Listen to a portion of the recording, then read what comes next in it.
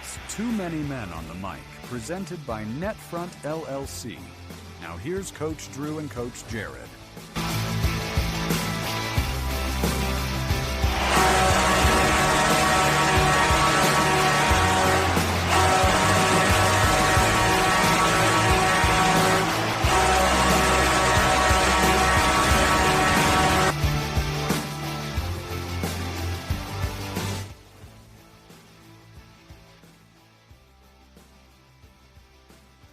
I love this episode. We get to talk to an audience that in our hockey community, we have so many diverse audiences, but this one is built for goalies. And I can't wait to hear what our goalie panel has to say tonight, because really the topic is about save percentages for goalies being down for the last 6 to 7 years. Sure, they're going to love this. And so is hockey getting too hard for these goalies? I can't wait to hear their response to that. I mean, or are players getting bigger, faster, stronger? You got a thought. I want to hear it. The pads just keep getting bigger. They just keep getting bigger. Pads just keep getting bigger. What I love about this is that I'm a defenseman, you're a forward, and we have no skin in this game. So we're just like... Well, you get blamed for everything. You see, everything works from just like in practice in the game, everything works from the goal line out, right? The goalie blames the defenseman. Yeah, the defenseman complain about the forwards, and then the forwards just say, hey, you know what? It's a 6-man game. I kind of feel like our role in this week's show, though, is just to throw like charcoal on the fire and just, I want to throw gasoline on it. And see where this journey takes us. I can't wait.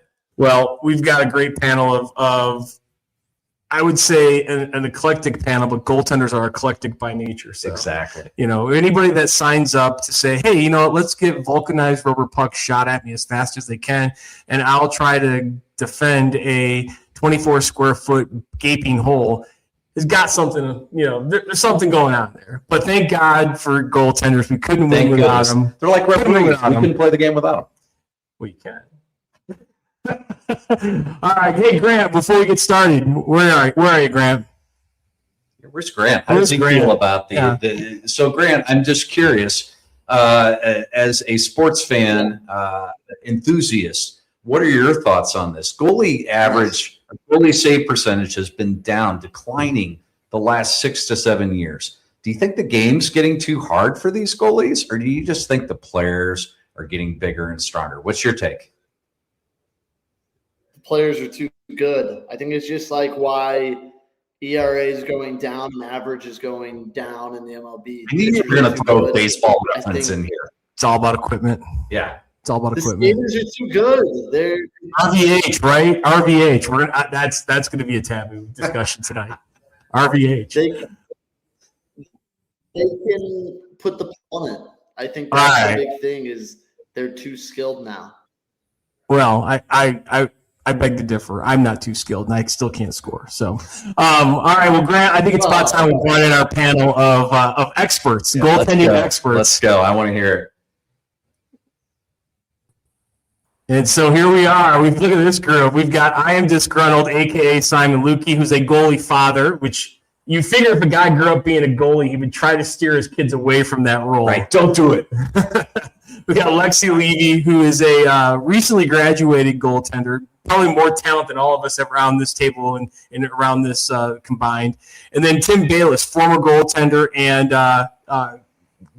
coach for the better part of a decade, more than that, but coaching locally here at the St. Louis Eagles, has coached at junior levels, has coached across the country. Rumor has it he worked for Pure Hockey back when it was still Pure Hockey. So, folks, welcome, man. Appreciate you joining the show tonight. Thanks for having us. Absolutely.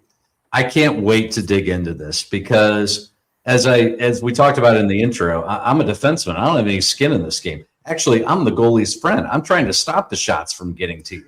But I'm curious, in this declining save percentage era that the stats tell us here these last 6 to 7 years, which is goalies' save averages are going down. Is the game getting too hard for goalies? Don't shoot me. Or are these players just getting bigger and stronger? What's the take? Somebody start us off. I think our most recent highest level person, Lexi, should go with that one, right? Oh, Lexi starts. Let's go, Lexi. I don't think you want me to start because I'm going to say I didn't even know that was a thing. From Oswego University out of upstate New York, Lexi Levy. I love it. We're laying knowledge on you, Lexi. Can you believe it? I didn't know it was a thing that save percentages were going down, truthfully. So you're in the camp of, statistics never lie and only liars use statistics. Exactly. I just go off my own statistics, and they don't fit in that bucket. So, that's a strong statement right there. I like it. Yeah. Simon, what do you think, man? You were ready to jump right in. Oh, this generation's too soft, Like our old generation, we just figured it out. If it's down, we're going to get it up. No, I'm just kidding. I think exactly what you guys said. I mean, my kid's playing first year of Pee Wee starting off here, and they've been so good. I'm like, watching these kids the past couple of years at 6, 7 years old doing Michigans and going bar down from outside the hash marks, like at that young of age is unbeneath seen to anyone before. So they're good, not just at the high level, at the when they're young and little. So it's only going to get harder. Well, Tim and I just got off the ice. Full transparency, we're coaching together right now with some spring kids. Tim, what are we seeing? What are you seeing with goaltending in general? Is it keeping up with the technology and the focus on technique that skaters get, or is it just kind of depending on where you are? I mean, talk a little bit about how you're seeing that. Well, so back when I was playing, it was Brodeur, it was Joseph, where goaltending was an art, and I think now it's become more robotic, and the players are figuring that out. Like, oh, he's going to come across, he's going to RVH or whatever the new moves are, and players are figuring that out. And so I'm starting to see a shift where goalies are starting to go back into goaltending as an art form, and I think you're going to see those save percentages come back up. Goaltending as an art form. Goaltending is an art. That's a great ism right there. That is one. Might want to turn that volume up just a little bit for us, Tim, if you can on your phone. There you go. But I like what Tim just said. So players are becoming robotic, and so then goaltending is becoming standardized. Would you say then it's becoming cookie cutter? Is that too strong to say? No, I would say that's what it's become. Like, it's just robotic. It's go post to post, and I need to be RVH here. Where now players are like, oh, hey, we can bank it off the head and in. We're going to go that way. And yeah. So now they've got to be able to be up more, and so I think it's starting to be figured out.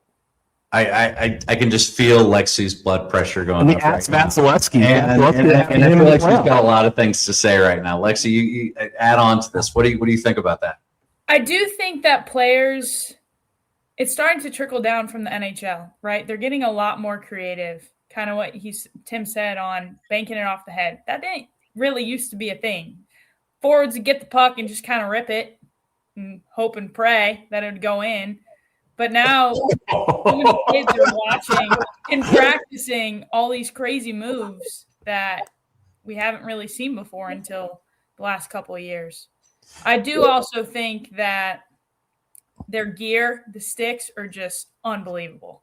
Well, when your pads take up half the net, you've got to have some whip in the stick. I mean, let's be honest here. I love what Simon said. We just figured it out.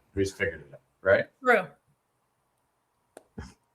I feel like you just touched on something really cool, though, Lexi, because I just had a conversation with a player about this, and they were saying the technology is so good now that you really don't need to take a slap shot anymore.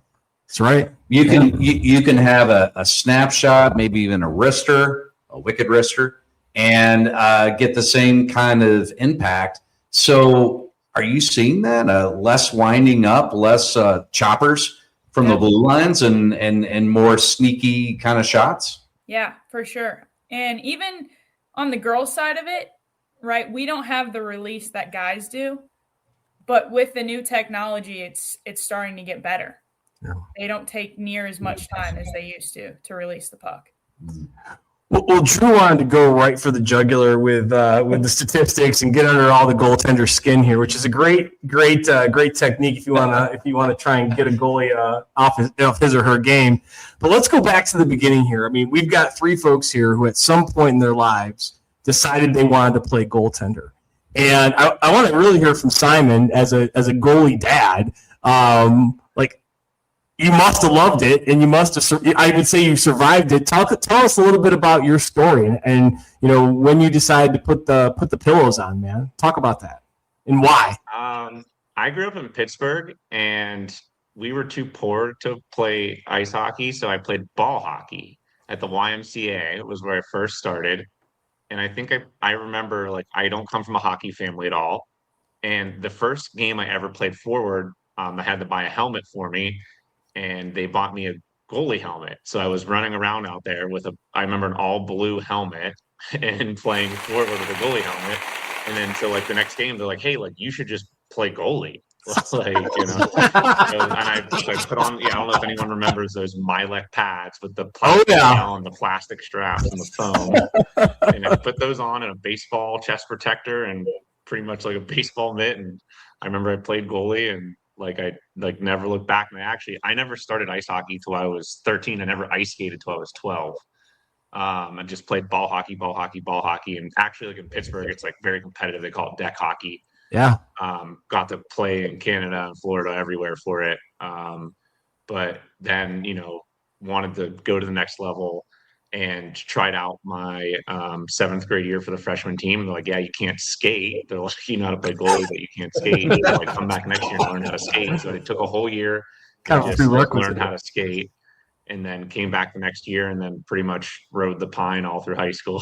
It was a good experience. I was never a starter, just good way to kind of, get into it late. Cause I see it now. It's like, if you don't get into hockey, by like age 10, it's almost impossible to catch up, and there's very few skills. I'm not saying it's impossible. Like there's definitely, the 1%ers out there, but like if you don't have that base at an early age, like you can't jump in no matter how athletic you are and, just hang with the boys, right? Like you can do that in football, you can do that in basketball. The curve is just so big, but yeah, that was my story. Ball hockey to riding the pine all through high school. I love it. I love ball hockey. I mean, the Milek. Tell me you didn't have one of those white plastic Milek blades that just absolutely got worn down to a jagged point that you could it was like a lethal weapon. Yeah, and then like every Coho and Sherwood and all of these, old wood sticks that had cracks in them. Yep. And did they have enough cracks that you could still play with them or not? Yeah. Well, the other thing too is I love how you just he's got the helmet. He must be a goalie. He just doesn't know it yet. Well, thank you, Mom and Dad, for that.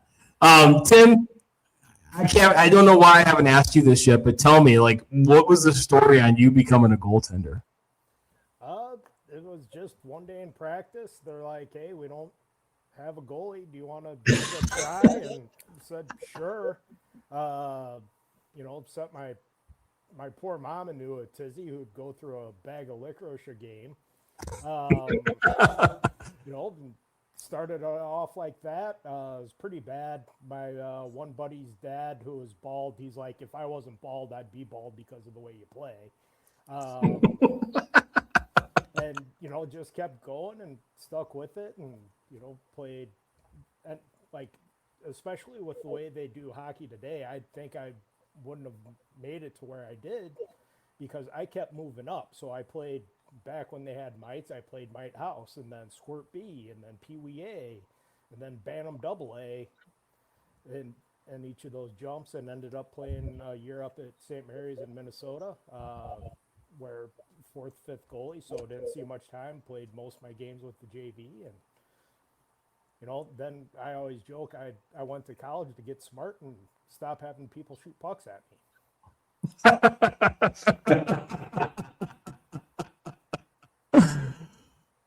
And then Lexi, I know your brother and your dad. Actually, we know your brother and your dad. But we've never really, aside from seeing your brother wear your pads in one of our practices. Yeah. Which, again, is a great sight. Which was awesome.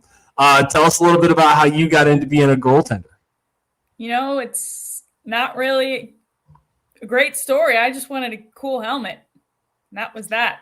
Oh, I love Just wanted a cool helmet. Just wanted a cool helmet. What was the cool? Did you have a design on your helmet to start off with, or was it just a different color, or did you like the mask? I had the snake one. Ooh. Yeah. You got it there at your parents' house? Yeah. When we take a break, I want to see that helmet. We got to see that helmet. All right. I'll try my best to go find it, but I have all my helmets here. After that one, it was painted from there on out. That's awesome. How did you end up at Oswego? Tell us a little bit about that. What, sorry? How did you end up at Oswego? You just graduated from Oswego up there in New York, so talk about that. I did. It's a funny story, actually. So he reached out when I was being recruited before I, got an offer or anything like that, still in high school. And truthfully, I don't even remember talking to him. And I told this straight up to his face. Like, I do not remember talking to my coach. I ended up committing somewhere else, wasn't given what I was promised. So I hit the portal. He reached back out and he was like, hey, remember when we were talking before you committed? And I said, yeah, I definitely remember that. I look at my dad. I go, no. What the hell is Oswego? What is Oswego? And he goes, I don't know. Google it. So we Googled it, and come winter break, we end up taking a trip to all those schools that ended up reaching out to me when I went into the portal at Christmas break. Got on campus, and I was like, yeah, this is the place. This is where I'm coming next year. Very cool. Without, anything crazy else involved, I was just, I was like, yeah, this is it. Did any of you guys ever have a moment where you're like, it would be so much easier to be a defenseman? I think it's the hardest position. Oh, 100%. 100%. I do. As a coach, I agree with you 100%. As a player, I roll my eyes. Yeah, you're one of one, or you're one of two. Maybe you're one of three, and that's even less. Yeah, I feel like you guys, defensemen, just have a bigger net to watch. You have pretty much from the blue line back. He doesn't need any more reason to puff his chest out being a defenseman. It's a tough gig. That's how I get all defensemen to like me, take pucks from me. I just tell them it's the hardest job in the world. Oh, I love it. He's building. He's selling them on the front. It's like a quarterback with his linemen. Yeah, that's what it's like. Exactly quarterback with his linemen. So let's get back to his stat real quick. I read this earlier in the week. League-wide shooting percentage hovers around 10 to 11%, meaning goalies stop 90% of the shots. But with high shot volume, even a modest bump in quality, scoring chances pay off. Would you agree with that? I mean, what do you think? League-wide shooting percentage is around 10 to 11%. So what that makes me think is that the goalies are just phenomenal. But if goalie save percentage is going down, what's the disconnect there? What do you think? Tim, throw it out there. Give us a start. What do you think? I think it's the high danger areas and the soft areas and the high danger where players are sneaking in and trying, as a goalie, trying to react to a shot in that area. It's just like, what are you doing? Like, you just kind of hope and pray. So are you getting up and going and chastising the defenseman then? Because those high danger areas, right? That should really be where the D is. Is the D just not showing up? Is that what's happening there in those high danger areas, or what should they be doing? Well, I'd like to say forwards are getting smart, but that's not the case. I love it. I think a lot of it is just players are getting faster to where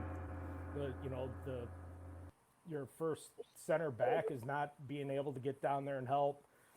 Your D can't slide over fast enough because they're getting to where they need to be faster, and teams are moving the puck more. Yeah. So I wouldn't say it's like defense are getting worse or goalies getting worse. Everyone's getting faster and they're moving the puck more.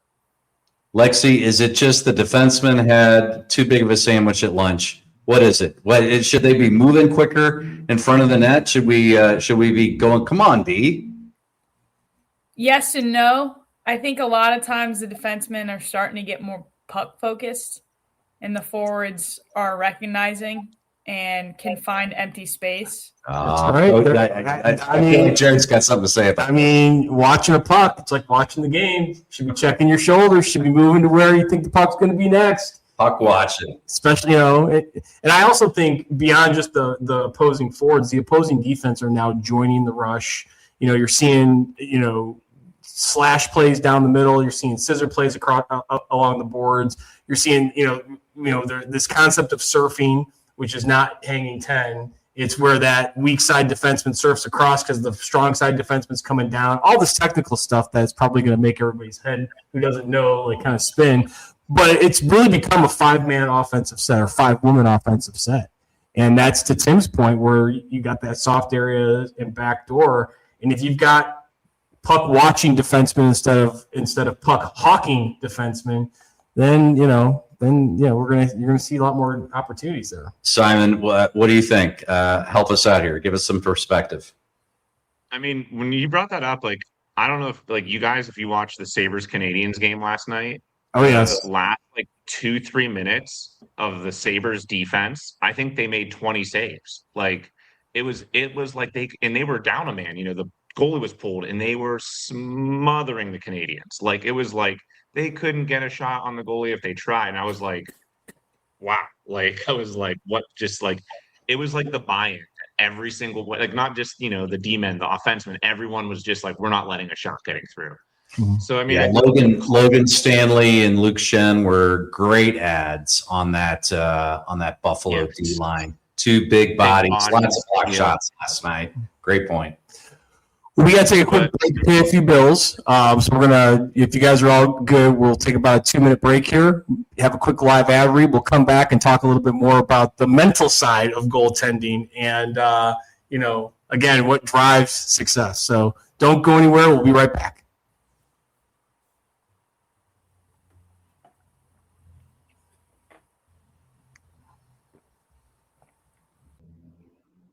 Well, that segment of Too Many Men on the Mic was brought to you by 5B Designs.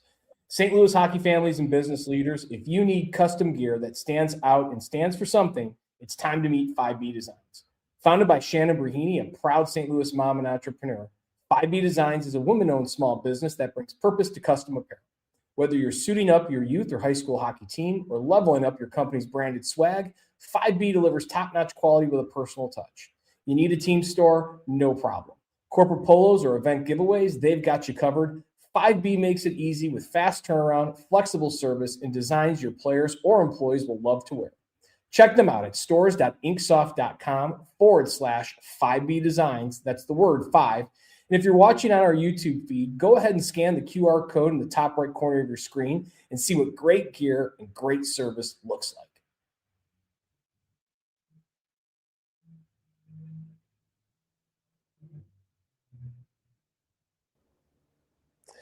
Real quick, folks, before we jump back in, if you're enjoying Too Many Men on the Mic, hit like and subscribe on our YouTube channel. It's a quick click for you, but it helps us grow the show and keep bringing you great hockey conversations. You can also follow us on Instagram by scanning the QR code at the top right hand of our screen. And be sure to download, follow, and rate the podcast on Spotify, Apple, or wherever you get your podcasts. And coaches and parents out there, for exclusive content, you can also go directly to our website, tooManyMenOnTheMic.com. That's the number 2. For gear, downloadable coaching practice plans, and all other types of content that we provide. Again, these are small things from you that help us keep delivering new guests, downloadable coaching content, and more from the rink. All right, back to the show. All right, and we're back with Too Many Men on the Mic, Goalie Edition. And we've got Simon Lukey, Tim Balis, and Lexi Levy joining us here. My partner here just busted out some knowledge and statistics. I think it was some soft jabs to the solar plexus for goaltenders. But we want to dive into kind of the softer side, the emotional side of goaltending. I love that Simon, in the first segment, gave the defenseman praise. and then even added to it by talking about all the blocked shots last night in the 2 playoff games. He's a defensive. You can tell he gels with his defenseman. This is working for me, man. Well, I mean, you have to have a good defense in front of you. I was talking, so I've got a guy I work with who's also a former goalie. I don't know how that happened. You attract them. Don't know how that happened. And we were talking about how you can win a playoff series. And I'm like, oh, well, you got to be strong down the middle with centers, working hard down low in the offensive zone. He goes, well, a goaltender can steal a series. And I immediately, Mike, I take over. And I'm like, well, I don't know. All the best goalies have the best teams in front of them.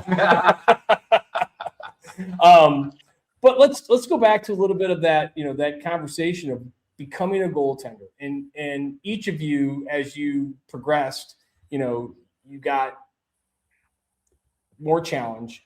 The challenge and the competition became better. How do you get into that mindset? I mean, being able to sit between in front of a 4x6 gaping hole and take those pucks. Like, how do you get yourself into that mindset, at the start of a game? And, goals are going to happen. You can't have a shutout every game. So how do you bounce back from goals? I would personally one goal and I'd be done, because I'd just be I'm terrible. I'm never doing this again. So Lexi, tell us a little bit about how that mindset and what are some of the things that you taught yourself to be an outstanding goaltender? Truthfully, I try not to think about it. I just go into the game as relaxed, as calm as I can. With that being said, I did a lot of meditating this last year that I played, and I noticed big difference in my stats, my calmness, my energy, my ability to control my mind.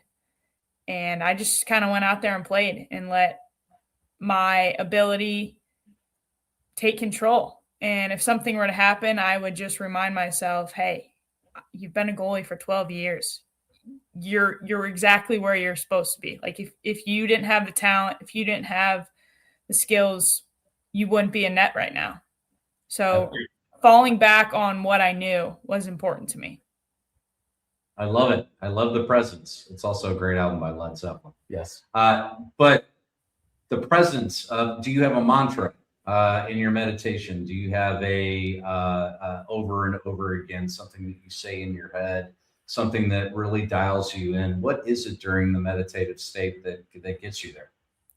I think having my brain be empty is just the best part of it. A lot of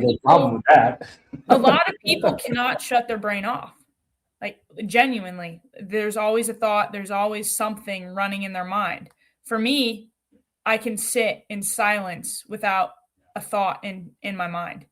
And that's kind of translated, honestly, onto the ice. And, when the puck was in the other zone, which never happened, unfortunately. But if it did happen, my mind was clear and it was just focused on the game. I never wandered in any thought or anything like that. Tim, what about you? I mean, I think we came up in this age of goaltenders like at Belfour and before that, Billy Smith, where they're a little bit salty. And what was your secret to success in getting yourself prepared for a hockey game? And after that first game you ever played goaltender, what made you come back?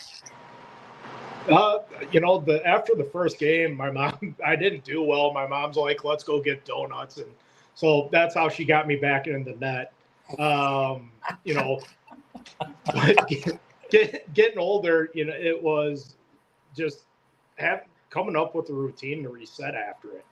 After a goal, after games, then you have to have a short memory. Simon, what about you? Do you have a mantra? Do you have a routine? Is there something that brings you calmness when you're getting ready to lace up for a game? I would say I'm just, I'm a restaurant owner, and I think something that I've always taken pride in is just anything that I do, right? So whether it's, you're mopping the floors or you're plating a dish or whatever, right? It doesn't matter what the task is, you should do it to your absolute best ability.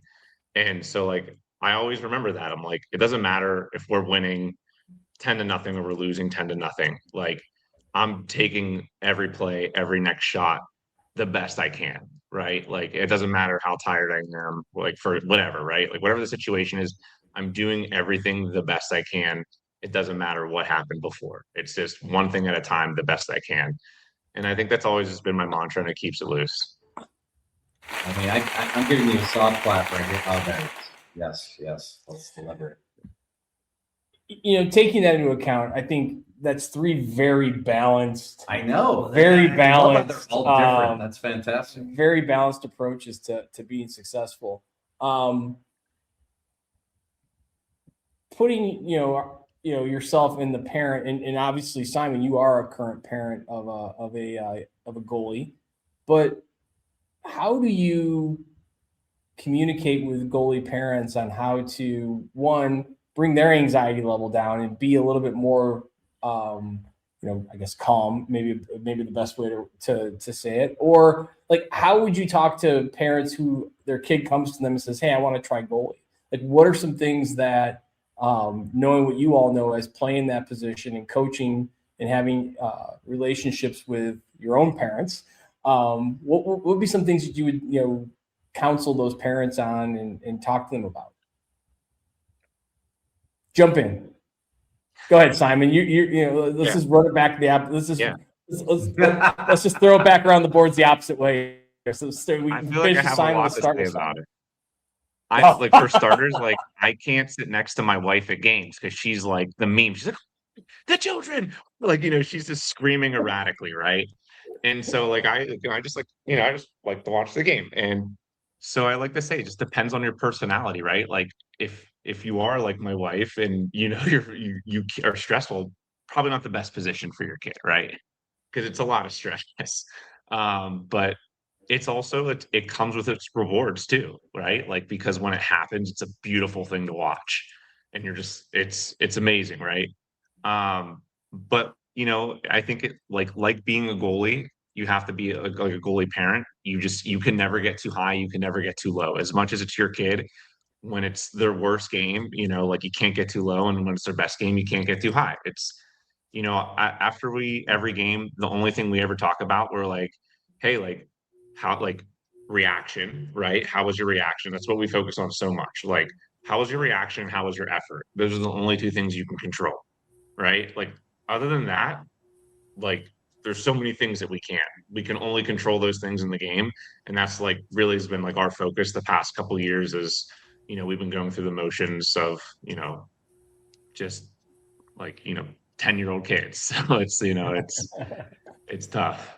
So Lexi, I'm curious, as a goalie and your brother playing and your mom and your dad, and you're talking to them, if you could go back to the beginning, and I bet you had conversations in the car, either on the way to the rink or on the way back, and maybe they had expectations about the goalie position, and you were getting them to understand what that meant.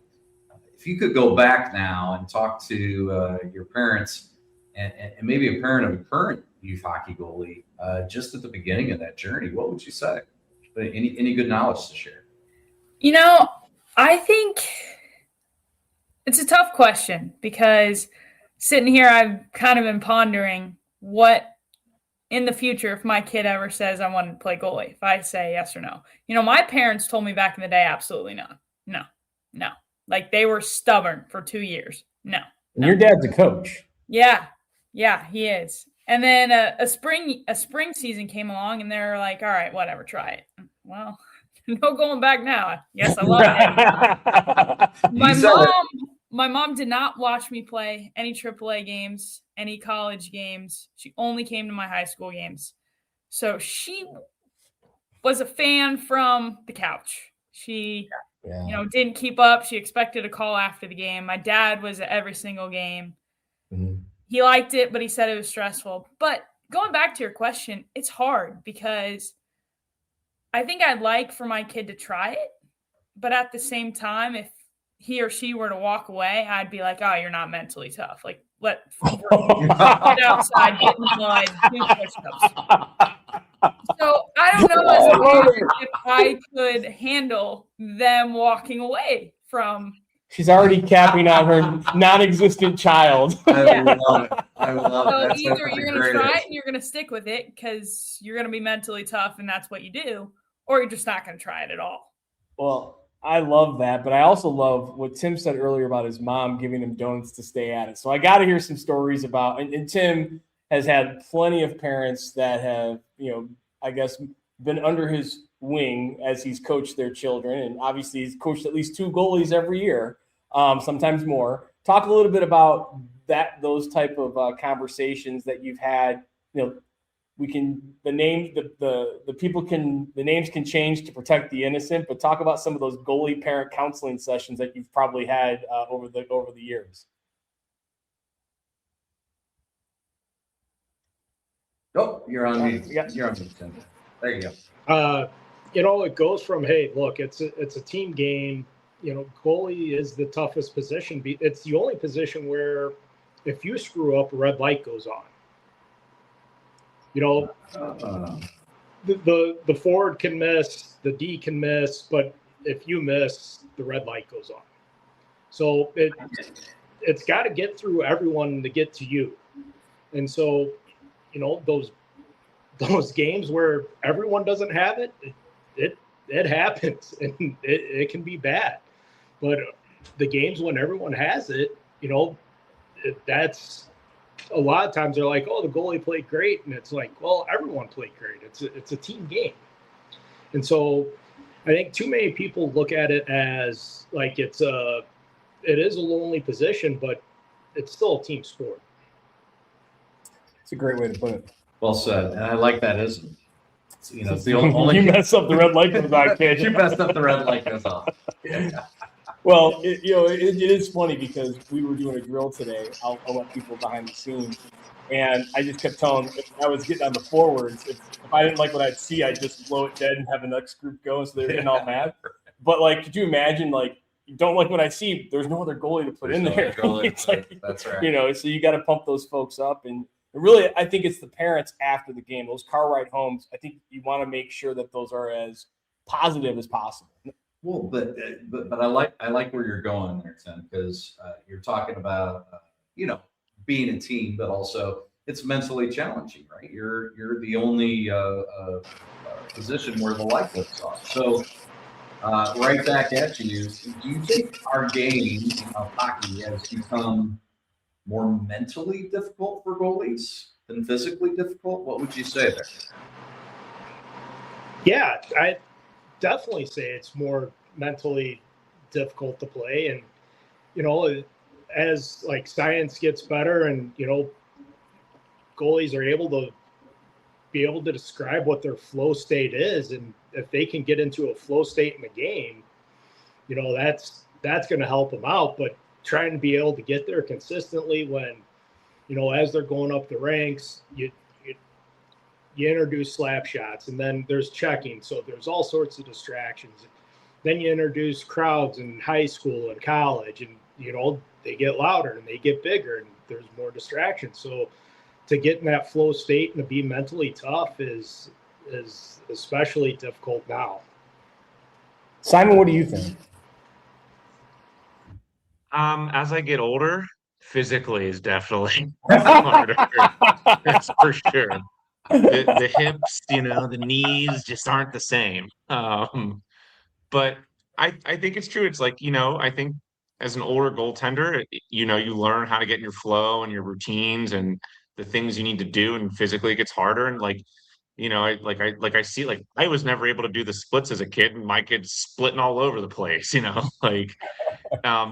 for him, I think, the mental side is harder and just learning how to get to that flow and, learning, how to have the right reactions and, those things. And, so I think that just comes with time. And so I think, hopefully everyone has that point in their career or their life where it's just you're at your peak flow, you're at your peak physical, and that's, when it's a beautiful thing to watch. Lexi, you talked about your meditation. What do you think? Is it mental? Is it physical? Kind of like what Simon said. I think it depends on where you're at, the stage, you're competing on. Beer league, definitely more physical. As a kid, definitely more physical until you start to get to, like Tim mentioned, high school and the elite levels. I think it becomes more physical because that's kind of when you're starting to peak. You starting to play it a little bit more. Your physical game is kind of where it needs to be. So I think it's a little bit of both. College, your physical is there. So I think it's definitely mental. All right. So I love it. I love all the banter around both of those. Who do you think is the advantage today, though? If you could put it, is it the goalie? Is it the shooter? In today's game of hockey, who do you think has the advantage today? Is the goalie in a better spot, or is the shooter in a better spot? And Simon, I know you're going to say as long as the defense is there helping out, right? It depends on the D in front. Well, I think the numbers on like penalty shots and even breakaways are favoring the goalies, but it's a relative. I think again, their pads are so good. Oh, what do you think about that, Lexi? Are the pads I'd say getting bigger? shooters have the advantage. Oh, come on, just because we have curved sticks, right? That's a compliment that you guys have the advantage. Come on. I'm basically saying you guys are better than us if you have the advantage. Or you're saying that we need the advantage because we're not? Yeah, more so It's that like one. reverse See, you're a mentalist. You're already messing with our heads. Yeah, Tim, what do you First think? minute of play in this period. Breakaways and penalty shots, and shooters have it in normal gameplay. Yeah. Because most defensemen are lazy, right, Simon? Stop. Hardest workers on the team, baby. Love it, Simon. We're going to be friends. We're going to take another quick break here. If everybody can still stick around, we'll come back and finish this up. We've got some fun questions. We've got some deep topics. And then we may drop a few goalie-centric drills and games for coaches out there to take. So don't go anywhere. We'll be right back with Too Many Men on the Mic Goalie Edition. Summer is right around the corner, but Big Bear Tournaments is already thinking about the next hockey season. Registration is now open on their website for the 2026-2027 seasons, and spots are filling fast. Join them in new locations such as Savannah, Georgia, Fort Wayne, Indiana, and Holland, Michigan. Looking to save on your entry fees? Take advantage of their multi-team, multi-club, and club-level discounts that guarantee savings across the board for every team in your organization. Head over to bigbeartournaments.com today to claim your spots and be ready to hit the ice after the summer. If you're watching online, go ahead and click that QR code up in the top right-hand corner to find out more about the great things that bigbeartournaments.com has to offer. We're back with Too Many Men on the Mic Goalie Edition, and Simon's becoming the defenseman's best friend. And he and I are going to share notes after the meeting. We might even be on the ice together at a men's game in the future. But we're here talking for a few more minutes about shooter advantage, goalie advantage, today's game, our thoughts on that. But, Coach, I think you wanted to dig a little bit into when should kids consider becoming full-time goalies and make it a full-time job. So we're no longer passing the bag. We're no longer 6U, 8U, where we're, moving it on to the next person in line. As a coach, I would always tell my kids, guess what? If there's not a volunteer, who's going to be the goalie? It's going to be you. You're going to be the goalie. Well, I think the question, two parts. When should kids start to specialize? Obviously, goalie is the most specializations. And then how do, we as a local organization, as a regional, as a country, how do we deal with what has been really kind of a goalie shortage, issue? I know that USA Hockey had an emphasis recently on trying to build reffing up. And I know there are some things that they're doing to try and get kids to play more goalie. They've changed some of their guidelines. But I'm interested to hear from the three of you when you think kids should start specializing in goalie. And Tim, you're probably the foremost expert on this, or have probably the most informed opinion. What do you think? When should they start, focusing? And then how does that help us, get more kids to play goalie?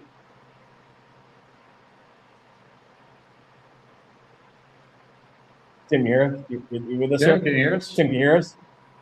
I can't hear it. Guys. Gonna have to edit this out. Yeah. Lexi, why don't you jump in on that as we figure this out? Yeah, so I think not too early, not too late. Maybe around, let's say, 9 to 11-ish. I think the kids should develop as an athlete, whether it's soccer, forward, defenseman, skating, anything, any sport, whatever it is. Become an athlete, I think, is the number one priority. And then if they have the abilities to be a goalie, then go on to be a goalie, because you don't want them to burn out too early. Like we've talked about all night long. It's mental. It's a lot. It's a struggle at times. And if you're starting too young and you don't have the right coaches, sometimes coaches just fire them past you or whatever it is. You're like, this is stupid. I don't want to play this sport. You're giving it up. And I think you can't start too young, because that's what's going to happen. Tim, what do you think? Should kids be specializing earlier? Lexi's got a great, comment I thought about getting more athleticism and becoming a better athlete first. What are your thoughts, and how does that translate into helping to solve a goalie I shortage? can't hear anything. I can't hear the host. All right. Well, All right, Simon, what are you thinking there? I don't know if we have enough time for me to say everything here. we can make time. We can make time. For you. Yeah, of having recently gone through this. So I think the landscape has changed a lot, and I think they're trying to force specializing early, and I think that's a terrible idea.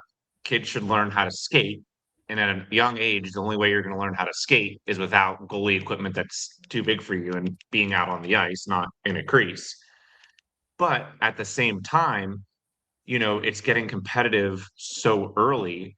And I think like the route that we did is that we had, when my son decided he wanted to play goalie, that we only did RGA. Like we took him to the goalie trainings. Like that's all we did. We didn't do the Rockets practices, the mite practices as a goalie. That's never do a mite practice as a goalie. Like that's just, I think, a terrible idea. Let the tires do that heavy lifting. And we did the trainings off to the side. And I said, hey, if you want to play goalie, you got to learn how to skate first, and you can learn the basics over there. So I think people try to just throw the kids in the net and let them have live fire at this young age. I don't think that's right. I think they need to be structured early, technique first. We're really lucky to have RGA for that. But then we kind of hit this like peak of like, okay, he wants to play. I don't think there's enough quality practice and shots at that level. And so now, you're seeing these AAU clubs that are highly competitive at young ages at mites and mini mites. And you almost have to be a specialized goalie if you want to compete at that level and get into that level. So he did hockey club for a year, which is, kind of like the AAA of mini mites, which is a whole nother thing, whether you agree or disagree. But we also had him skate out as a player for the Rockets. So that was our balance is, you're not just like I said, you will not. And so even now he does AAA Blues, but in the spring, he plays spring league as a forward for the Rockets. Love it. And I did the we same don't let thing, him play. actually. Yeah. And I think it's great. And it makes you learn. And what I tell him all the time, I was like, you're going to be a better player on the bench when you're like a better goalie on the bench, because you'll know when your D-men are coming and you'll anticipate the door being open and you're going to get your guys out of jump faster. I'm like, you're going to just know the game that much better because you're not going to see it being back in the crease. And I see it all like he's like, like now he's can't wait to be on the bench and opening up the doors. And like before, like he's practically falling asleep, like in between the games. So I think it just makes them such a more well-rounded goalie playing out longer. I don't think you should give it up for a long time. I think they should be playing out at some, like, whether it's roller hockey or spring league or whatever, till they're probably like before checking, like, all the way up to checking, so 12, 13, 14, like they should be playing that long as a forward. That's my opinion. Maybe popular, maybe not, but I agree. that's my I agree with that. I played spring all the way up and checking while I played goalie for AAA. But every single spring league, checking involved, all that. Yep. I was a forward. I love it. You can't wait for checking. I learn something every week on this show, and this is just one of them that you should, if you're a goalie, you can play goal if that wants to be a goalie, if that wants to be your primary position, but also play out as a skater. What a great perspective on seeing the game. I love it. But I also think what goes along with that is it gives your mind a break too. Even though they're still young, just all that goalie time, like go have some fun, go score some goals, go light some people up. I mean, yeah, it's so easy. It's so easy. It's Lexi, did you light some people up? I did. She's a Levy, of course she did. I did. Pop bins all day. Looks like Tim's back. Tim, real quick, your thoughts on when to specialize. How do we solve this goalie shortage? I know you've got some great informed opinions and insight to this. You can't have people blaming the goalie for everything. That's how you stop the shortage. Like, a kid has a bad game and it's like, oh, the goalie sucks. Who wants to go back to that? And specializing, I agree with those two. Like, when I wasn't playing goal, we would play street hockey and I'd play out, and play roller hockey. I'd play out, and any stick and puck, I wouldn't put on the pads. I'd be a skater. And so goalies are supposed to be the best skater on the team, not necessarily the fastest, because I've never been equated to speed, but can be a good skater. And so even when they're 18, let them play out and roller and fun. And as a goalie, you should know what you're shooting at. Like, hey, I know what the goalie's going to do. I know what's going to be open. I'm going to fire it in and then get a few goals this game.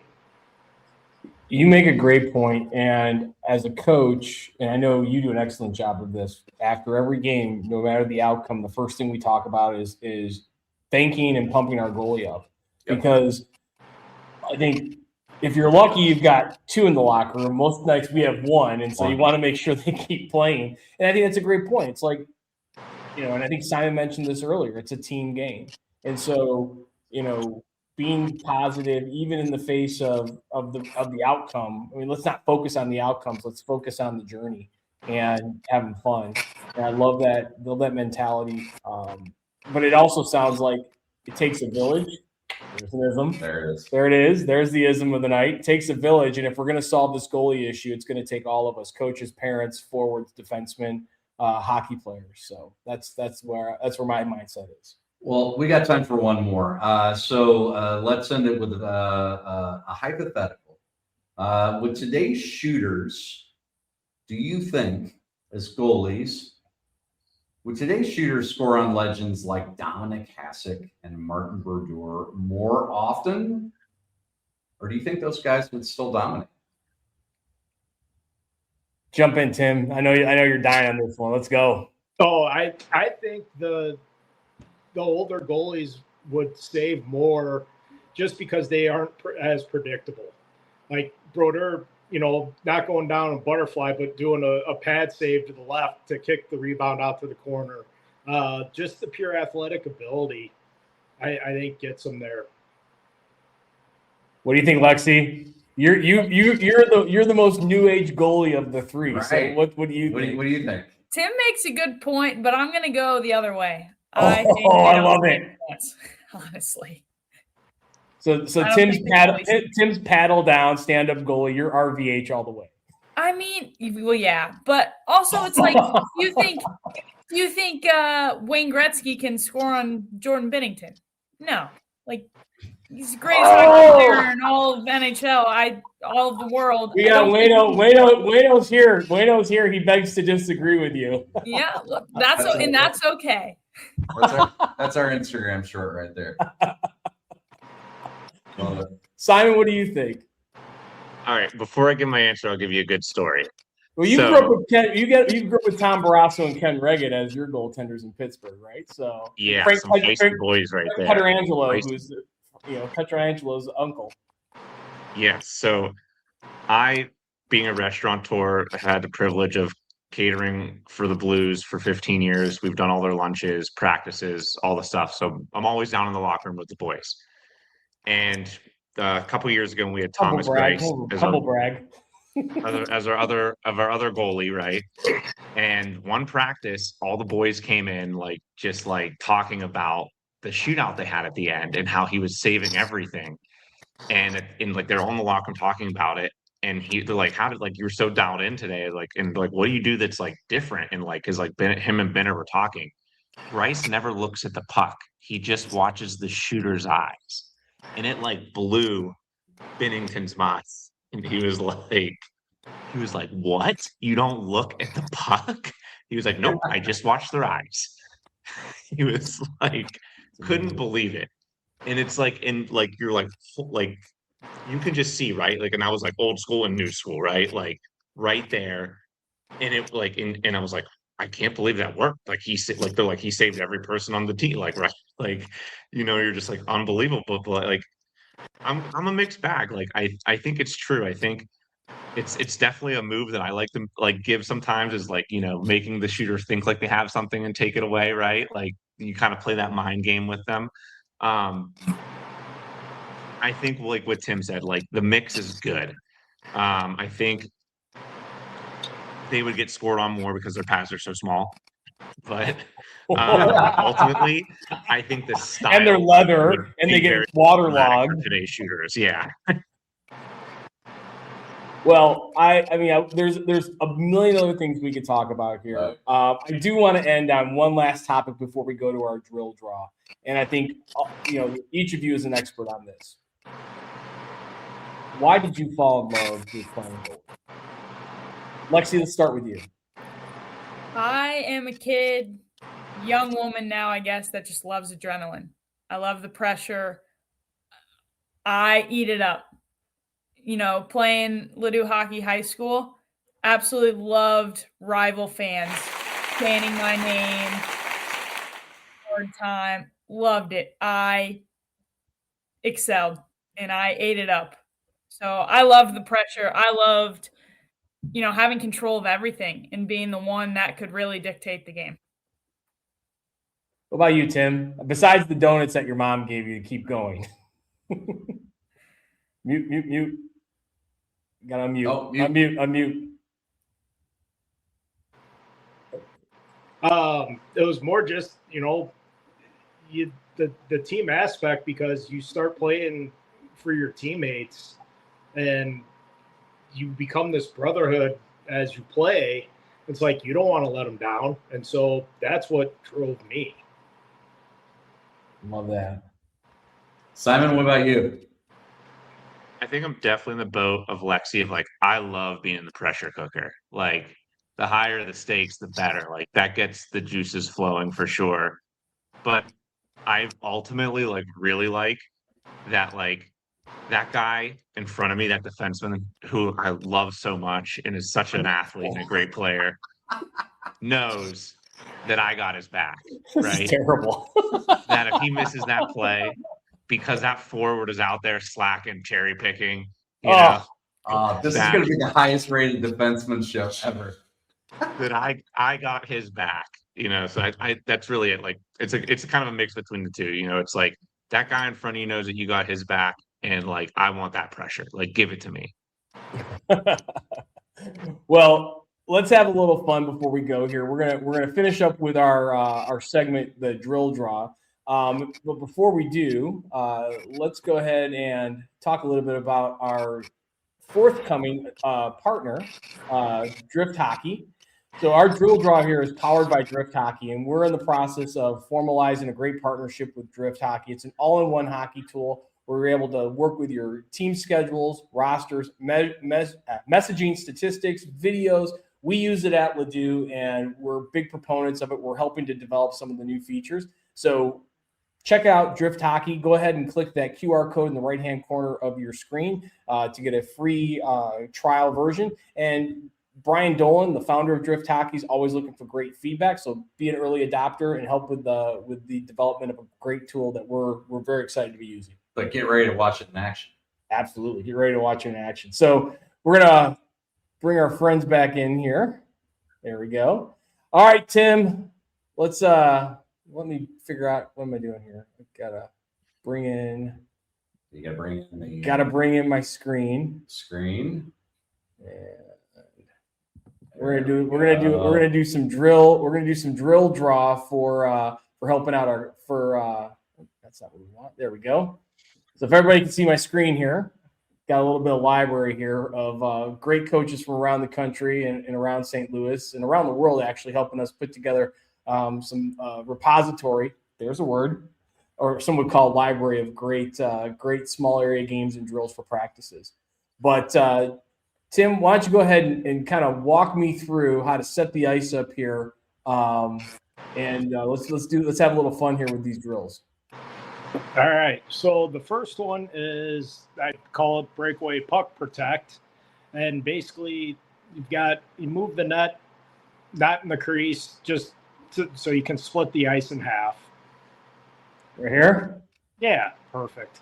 Great. You have one guy in the corner.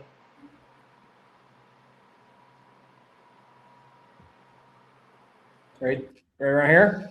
Perfect. Another one on the top of the circle towards the center of the ice, like a little bit higher. Yeah, right about there.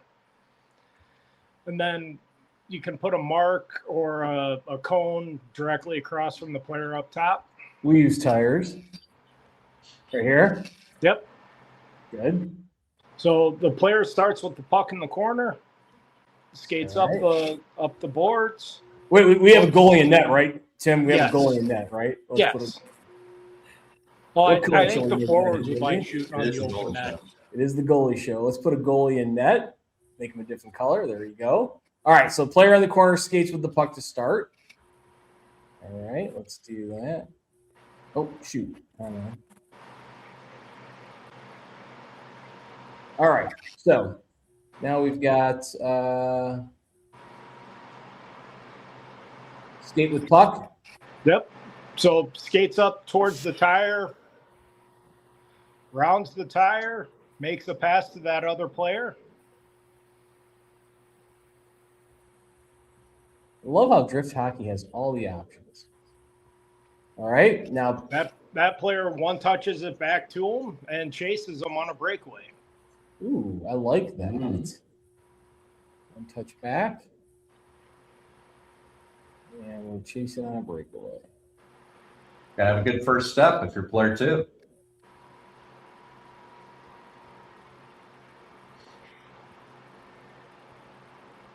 Oh, hang on.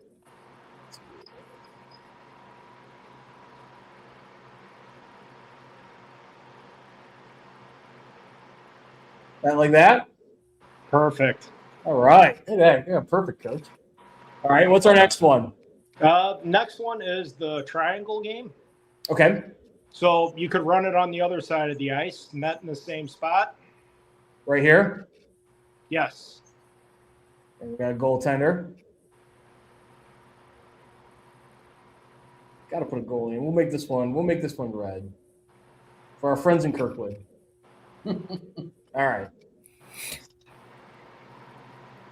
All right. So you have two players down low and one up top. Down low on the goal line or down low in front of the net? In front of the net. So more towards the wall a little bit. More towards the wall? All right. Yes. Good? Yep. One straight across.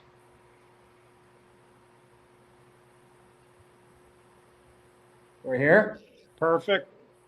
Okay. One at the top of the circles. What I like about this is you can run these simultaneously and you don't have kids standing around. Absolutely. Right here? Perfect. And then a D in the middle. Ooh. We'll make the D the same color since Simon loves his defenseman and he wants them all on the same team. I was going to say orange, but. Well, we can make them orange. pylon. Keep them red. I'll call him a pylon. All right, where's our puck going, Coach? It starts with one of the lower guys, and the object here is the three forwards move the puck around, and D tries to stop them, but the forwards are trying to get that goalie to move side to side, so it works on lateral movement for the goalies and anticipating, hey, is he going to shoot? Is he going to pass? How many passes before they shoot? Sometimes I start with one. You can work your way all the way up to 2 or 3. Let's give a little lateral movement here with our goaltender so we accentuate that. All right. And anything else we got cooking here for our goaltenders? This one is definitely one for lateral movement and just basic compete. It's on the goal line with the net facing the opposite way. So we're down here on this end. Any particular where we want to put it? Towards the corner. Right there, good? Back it up just a little. Right there? A little bit more. Towards the red line or towards the goal line. All right, how's that? Good. Okay. And goalie in goal. We'll make this one orange.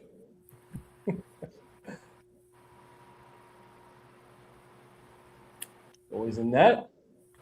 All right. And then you have a forward there, the puck, and you have a forward basically down low. Okay, so let's do players. Get these out. So we'll put one right here. Right in front of the net. Right there? Yes. Okay. I would put another forward on the boards. Right about back it up. Right Back about it up. there. All right. And so the forward on the board soft rims it in, and the forward's got to make a move to score in tight. And it's, the goalie's got to get down low, got to be able to move and compete for that puck with them. So you got to get that stick work. You've got to be able – can the goalie stop the puck and try to intercept it? They can, but that's a pretty risky move. Yeah, that's right, because then you're out of position. Gotcha. Okay. So we've got 3 small area compete games that work on, goalie tracking, lateral movement, and just outright compete. Yeah. Lexi, what's a good name for all these drills? What do we want to call these? Chaos. Balis Chaos? Love it. How's that? Perfect. Well, we've got a drill. We'll put in some descriptions on each one and update tags. But if you're watching us on YouTube, after the show, head over to our website, toomanymenonthe.com if you're a coach, and you'll be able to download these drills as well as many others from coaches from USA Hockey and around the country and the world. Thank you to Drift Hockey for helping us out. All right, folks. Well, appreciate everybody's time this evening. Obviously it's Wednesday night. Hope everybody had fun. And, personally just want to say thank you all for being goaltenders and making life as a forward so much easier because we don't have to play defense. We don't have to stop the puck. Simon, thanks for the love to all the defensemen. Lexi, love your compete. Tim, love your balance of knowledge that you brought to the table. What a fun night. Thanks for joining us. Tim is like goalie Yoda. One thing, guys, guess what school district my son's in? Ladue. Yeah, so you won't have I know all the goalies coming to Ladue over the next 10 years. You got that pipeline down, huh? They're trying to. Love it. Well, thanks everybody for joining us, and we'll talk to you all very, very soon. And remember, follow, subscribe. Too Many Men on the Mic on Instagram, YouTube, X, or wherever you get your podcasts. See you next week. See you next week, everybody. Thanks. Thank you. Well, Coach, I think we've got some hockey to go watch and some hockey to go coach. I learned a lot here from these goaltenders, and I hope our audience and especially the players and parents did as well. I mean, they were fantastic. I love 3 goalies. 3 different approaches. I learned something tonight. I hope our listeners did too. Check it out. Thanks for listening to Too Many Men on the Mic. We will see you next week. And Grant, now you can come play goalie at our practice because you had a free goalie coaching seminar here tonight. Yeah, you're an expert now. You're an expert now. Hey, I was a catcher in high school. I think that skills translate, right? Absolutely. See, I love how he's inching the bar. Absolutely. Well, hey, everybody, thanks again for watching, listening. He shoots, he scores. Take us home, Grant.